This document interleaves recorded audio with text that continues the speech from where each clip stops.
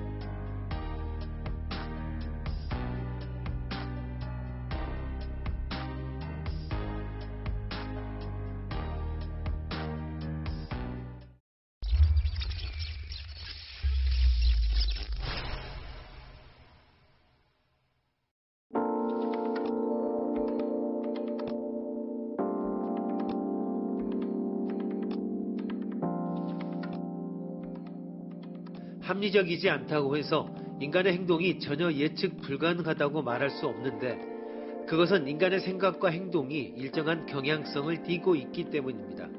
그러한 경향성 가운데 하나가 휴리스틱스와 바이어스입니다.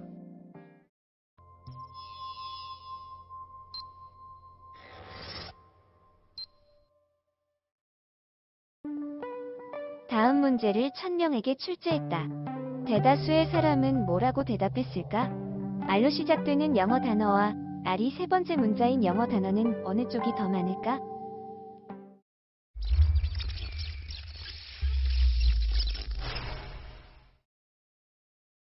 대부분의 사람이 R로 시작하는 단어가 많다고 대답할 것입니다. 그러나 실제는 세 번째 문자에 R이 오는 단어 쪽이 훨씬 많습니다. 하지만 R로 시작하는 단어는 리드, 랭크, 로드, 롯, 런, 러쉬, 리셋 등등으로 생각해내기 쉽습니다. 왜냐하면 사전의 항목은 단어에 처음 나오는 문자로 분류되고 있기 때문입니다. 한편 세 번째 문자를 기준으로 분류될 기회는 거의 없기 때문에 세 번째 문자가 R인 단어라고 물어도 그렇게 쉽게 많이 마음에 그릴 수 있는 것은 아닙니다. 결국 친숙한 것을 단서로 한다라고 하는 휴리스틱스에 따라 답하게 되는 것입니다.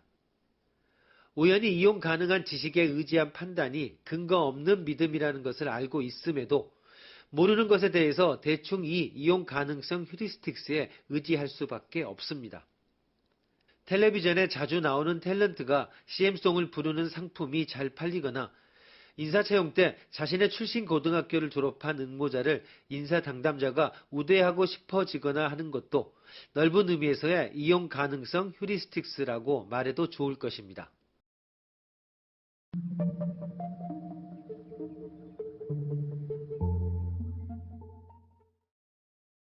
이용 가능성 휴리스틱스. 친숙한 것을 단서로 하여 판단하는 심리적 경향입니다. 자신이 당장 이용할 수 있는 친숙한 지식에 의거하여 판단하는 것은 당연히 좋은 근거가 되지 못합니다. 어떤 것에 친숙하다라는 것은 대부분의 경우 순전히 우연에 지나지 않기 때문입니다. 하지만 모르는 것, 즉 달리 이용할 수 있는 판단 재료가 없는 것에 대해 판단할 때 이 이용 가능성 휴리스틱스에 의지할 수밖에 없습니다. 그래서 그런 판단을 내렸을 때는 그 판단이 잘못된 것일 수 있다는 사실을 항상 염두에 두어야 합니다.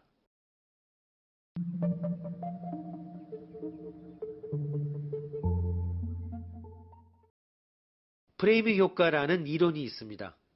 사실을 인식하는 데 있어서도 인간이 비합리적일 수 있는데 이러한 비합리적인 경향 중에 하나가 프레이밍 효과입니다. 예를 들어보면 물이 가득 들어있는 컵에서 빈 컵으로 물을 반 정도 옮기는 것을 눈앞에서 보여준다면 원래 가득 들어있는 컵에서 물이 반만 남아있다고 생각할 것입니다. 반대로 원래 비어있던 컵은 반이나 차 있다고 느낄 것입니다. 그 어느 쪽이나 물 반 컵인데도 말입니다. 이처럼 사람들은 똑같은 내용을 보고도 상황이나 이유에 따라 다르게 받아들입니다. 이렇게 같은 상황이라도 논의되는 맥락에 따라 다르게 인식하게 되는 것입니다. 프레이밍 효과는 같은 문제라고 해도 어떻게 표현되느냐에 따라 다른 의사결정을 하는 것을 말합니다.